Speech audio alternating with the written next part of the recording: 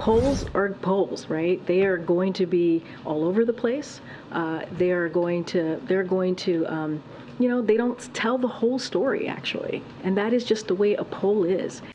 White House Press Secretary Karine Jean-Pierre playing down the recent string of bad numbers for President Biden. New poll from ABC News and the Washington Post shows former President Trump leading President Biden among all respondents 51% to 42% in a hypothetical general election rematch. But the Washington Post already saying, whoa, take this with a big grain of salt because it's probably an outlier. Let's bring in Mark Penn, Stagwell CEO and former Clinton advisor and pollster. Mark, it's true that polls are snapshots in time, but the fact that the Washington Post is saying, pay no attention to this one, really is quite extraordinary. Yeah, no, that's pretty peculiar. I mean, normally when you analyze a poll, if you think there's something wrong with the demographics or whatever, you correct it before you produce it. Or you even do some more interviews when you get something you think is that way. You don't publish it and say, but we don't believe it because it gives us a finding that we don't believe. Look, you know, polls are a snapshot in time, but they do reflect what voters think. And this is a tough time for President Biden in the polls. And so in terms of what voters think and whether or not this poll is an outlier, let's go through some of the other numbers. Biden's handling on the economy, approve 30%, disapprove 64%. Biden on immigration, approve 23%, 62%. Now, arguably, those numbers are significantly worse than a poll that was taken back in February. But take a look at this number. When asked about the state of the economy, 25% of people had a positive view of it, 74% had a negative view of it. That is literally identical to numbers that this same poll got back in February. So is it an outlier, or did Biden's numbers just get significantly worse on other topics? Well, look, I think several things. Our polls on the Harris poll and HarrisX are showing Trump up by 4 or 5. Other polls are showing by 1.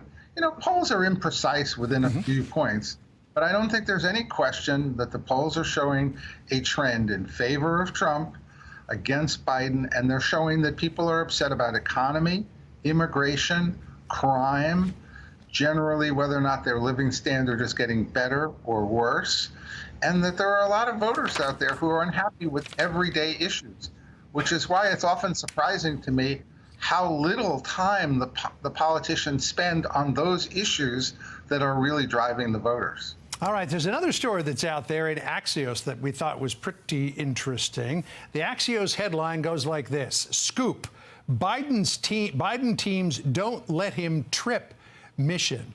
Apparently, the White House and the Biden campaign are going to some pretty lengthy measures to make sure that he improves his balance and doesn't have any more episodes like falling up the stairs on Air Force One or when he tripped over the sandbag at that commencement ceremony.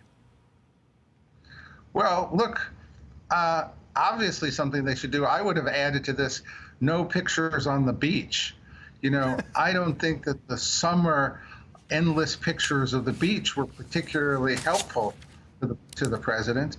And obviously, look, with an 80-year-old, falls are one of the most hazardous things. I felt myself about a month ago. So I think it's great he's getting the protection. It's obviously needed. It would be needed for anyone his age doing this job. But like I said, I do think that they have to improve some of the way that they're depicting him, because he did not come off this summer as more vigorous, which is something he's going to need to do in this election campaign. You know, some people might say that the Biden campaign needs a Mike Deaver person. Mike Deaver was Ronald Reagan's image guy, and nothing got past Deaver that wasn't going to make the president look good. Want to ask you about Bob Menendez, because now, last count, 18 Democratic senators, including 10 who are up for re-election, have said he should step down, including Cory Booker, who in a statement said, stepping down is not an admission of guilt, but an acknowledgement that holding public office often demands tremendous sacrifices at great personal cost. Senator Menendez has made these sacrifices in the past to serve, and in this case, he must do so again. I believe stepping down is best for Senator Menendez, for those Senator Menendez has spent his life serving. I mean, you're a Democratic pollster. What do you think you should do? Well, look, it's about as big a chorus as I've seen, for someone to resign, and you got to take Senator Menendez at face value. He said he's not going. There doesn't seem to be any real process for taking him off anything but committee assignments. And he said he's going to have his day in court. So could be, almost could be 51 or 50, I guess, minus him, senators. Don't see that there's any realistic way that he's going to change his mind at the moment, no matter how many people call for his resignation. I think he's been clear. I'm going to have my day in court. I had it in the past. Whether it's right or wrong, he's just not going to do it. Yeah, I mean, if he's found guilty, maybe it changes the equation. But there are a lot of people who are saying, look, he's due process, so why kick him out now? Mark Penn, always great to get your take on things. Thank you.